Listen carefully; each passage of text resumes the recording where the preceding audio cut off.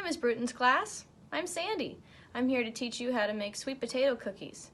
We're using sweet potato because sweet potato gives you long-lasting energy so that you can annoy your parents or bug your sister or your brother for even longer. Some foods give you lots of energy and some foods just give you a little burst of energy. So for instance, sweet potato gives you energy that should last you a few hours, whereas a piece of candy or a piece of fruit, that would give you just a little burst of energy and then a crash where you get really tired and grumpy. I'm sure you've noticed that before after having candy or maybe a big piece of cake. So we're gonna make these sweet potato cookies today. We're starting out with 2 sweet potatoes. You can use 1 big one or 2 small ones. So I'm going to start by cutting off the ends. So you're gonna get a parent or an older brother and sister, maybe in grade 7 or 8. That would be old enough to cut up and peel your potato for you, to be your little helper. So I've already washed these potatoes, and now I'm gonna peel them. So I've got my peeler here. So again, you're gonna ask your parent or your older sibling to do this part because peelers are pretty sharp. You wouldn't want to cut yourself. If you already peel potatoes at home, then you'd be ready to do this part yourself. So I've got almost all my peels off here.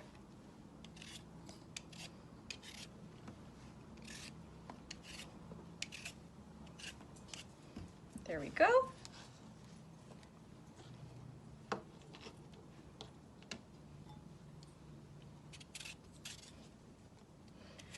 So some other foods that have long-lasting energy or other complex carbohydrates would be squash, pumpkin. There's all sorts of types of squash. There's spaghetti squash, there's acorn squash, there's turban squash, there's butternut squash. All of those vegetables will also give you long-lasting energy.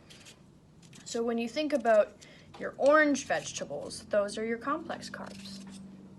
And I guess spaghetti squash is more yellow, but that also counts. So I've got almost all our peel off here, and you don't have to be too picky. If you get like a little piece, that's not a big deal. Just want to get most of these big peels off. Here we go, perfect.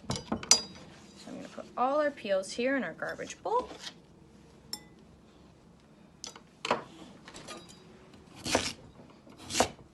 Then again, don't forget, this is the part for your parent or your older sibling. Need these potatoes cut up into big chunks.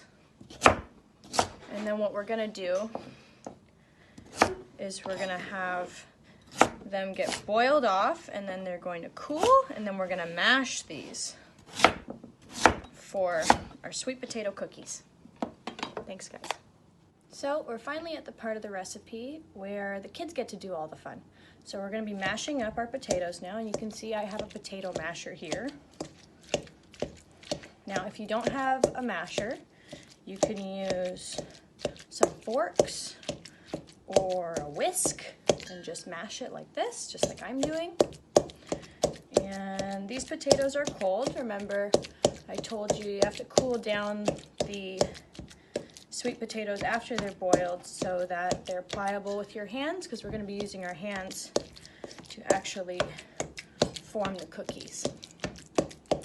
So make sure you wash your hands first. I hope you washed your hands at the beginning anyways. You should always wash your hands before you're doing any cooking or baking or making. Okay, so that's pretty good here.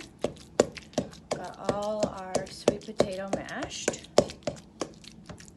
Perfect. Sorry if that's a little loud. So now I'm going to add our flour, and I'm using oat flour, but you can use any flour you like. You can use coconut flour or almond flour or whole wheat flour.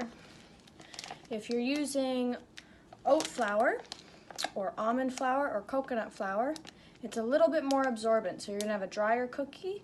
You're gonna have a wetter cookie if you use whole wheat flour or all-purpose flour.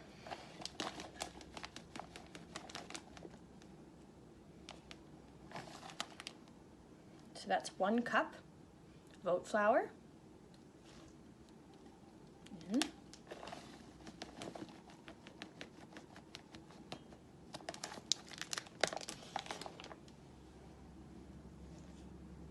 2 cups of flour in. And now we're going to add our pumpkin pie spice. So you want 2 tablespoons. So pumpkin pie spice has cinnamon, ginger, nutmeg, a little bit of allspice, a little bit of clove, and a tiny bit of cardamom sometimes. So if you don't have pumpkin pie spice or you've never made it, what you can do is just use 1 big tablespoon of cinnamon and a pinch of the other spices that you have. If you have ginger, if you have nutmeg, if you have allspice, if you have cardamom, if you have cloves. If you don't have those, just use the ones you have, and if you don't, just do 2 tablespoons of cinnamon. That's fine. Adding in our cinnamon here. That looks great. That's our pumpkin pie spice. I made that one. And now we're just going to stir this all together. So because there's so much moisture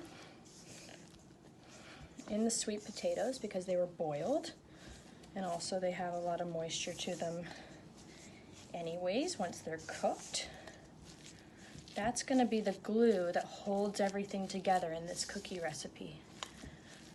So the flour is going to keep everything firm, and the spice is going to make it all taste nice, and the sweet potato is like the glue for our cookie recipe here. And if you wanted to add some other things just to take this cookie up a notch, you could add some chopped nuts or seeds. Flaxseed would be nice. What kind of nuts would be nice? Pecans would be really nice. Walnuts would be nice. You could do some pumpkin seeds, those would be nice. You could do a little bit of sprinkled coconut on top, the shredded coconut. Up to you though, you could even do chocolate chips. That would be really good. Or raisins. Raisins would be good. Okay. So, you want to make sure you're scooping underneath and folding over. So when I say in the recipe folding, you want to fold everything into each other.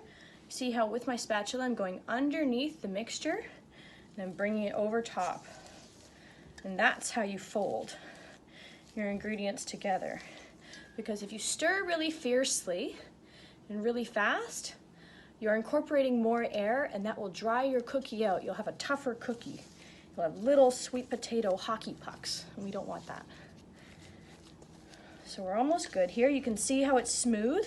There's still little hunks of sweet potato, and that's okay. But this is the consistency we're going for. So I'm gonna put these on our tray now. So I've got parchment lined cookie sheet here.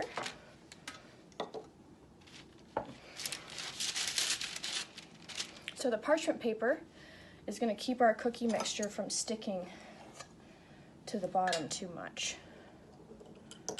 Okay. So just like so.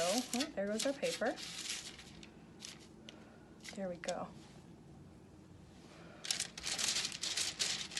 So they don't have to be perfect, because actually the heat will do some of that for us once our cookies are in the oven. It's going to smooth them out and make them a more consistent shape. So you can see I've got a little bit of distance between our cookies here, about 1 to 2 inches in between them. That's what you want.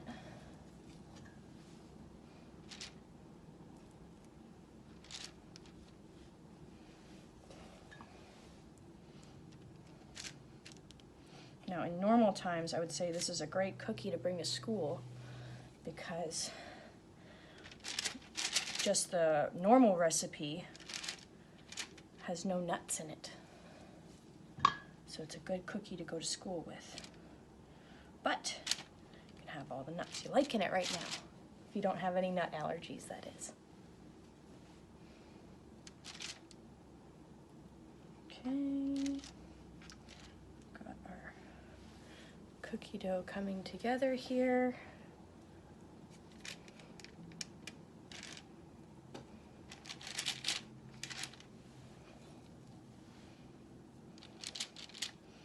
It's almost enough, and you can see I'm putting about the same amount in each lob, but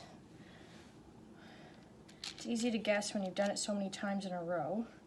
But I would say each little blob of cookie dough has about 2 tablespoons of cookie dough, so that's what you should aim for. If you have 2 big spoons, that'll help. Or if you want to use an ice cream scoop, that's a really great way to get a perfect proportion of your dough every single time.